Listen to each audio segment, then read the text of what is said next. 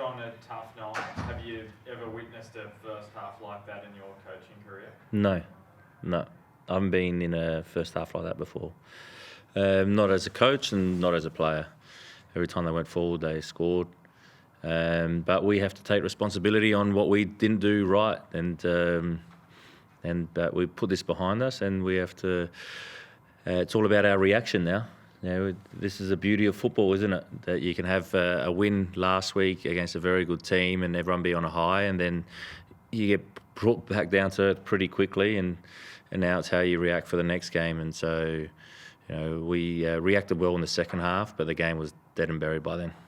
What did you think was off in the first half? We'll go on to press when it wasn't time to press. Then when we were going, we were too stretched, and they were able to find space pretty easy. So they were probably the main things, really. When we had the ball, we were going forward okay, we were finding areas okay. It was more defensively, we were off.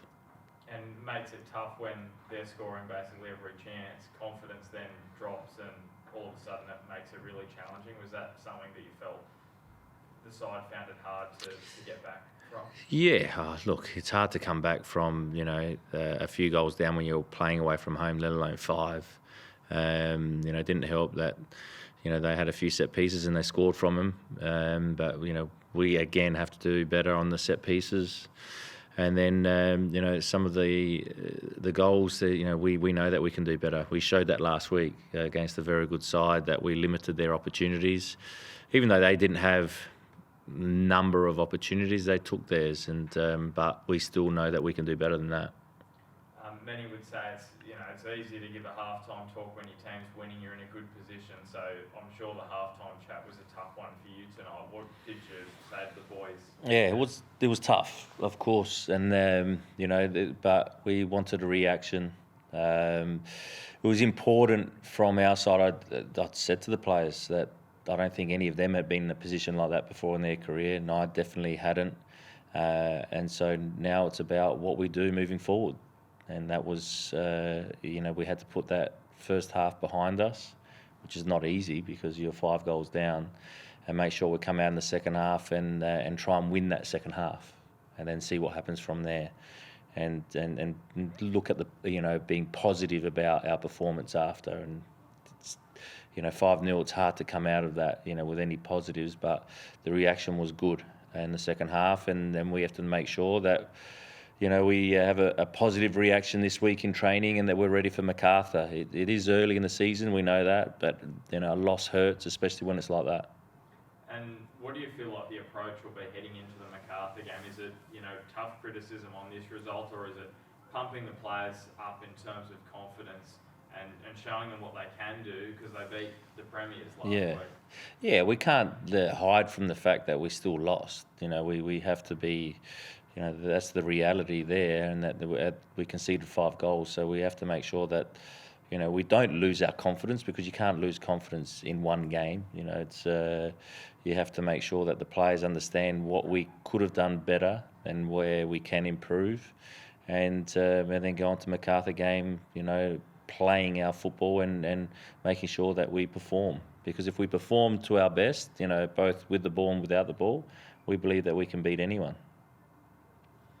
Going forward for you guys, there was only really 1 or 2 clear chances created, and it really came from Wanderers' low block. Was there anything more that you think your side could have done today to really break them down? We created really good openings.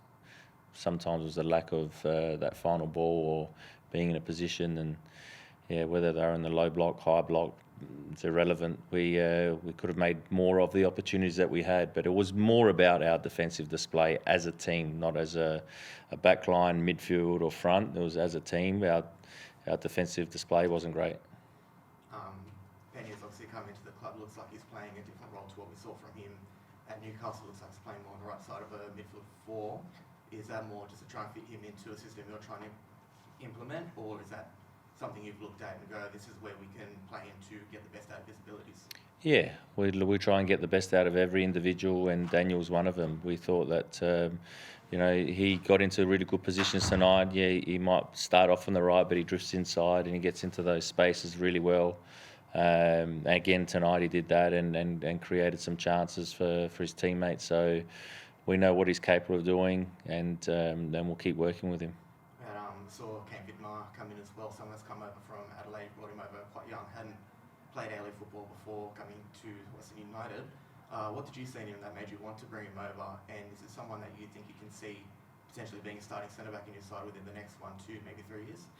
We hope so. That's the idea of bringing young players in, is that you work with them and try and get them to a level that they can be starting 11 players, and Kane's one of them, and then we've got a few others that you work with and try and help them become better players, and then it's up to them, of course, but we're there to try and help them as much as possible. So he's a player that is good on the ball. He can play out pretty well. He's also a very good 1v1 defender.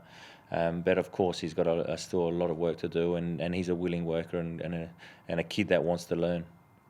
All good. Thank you, everyone. Thanks.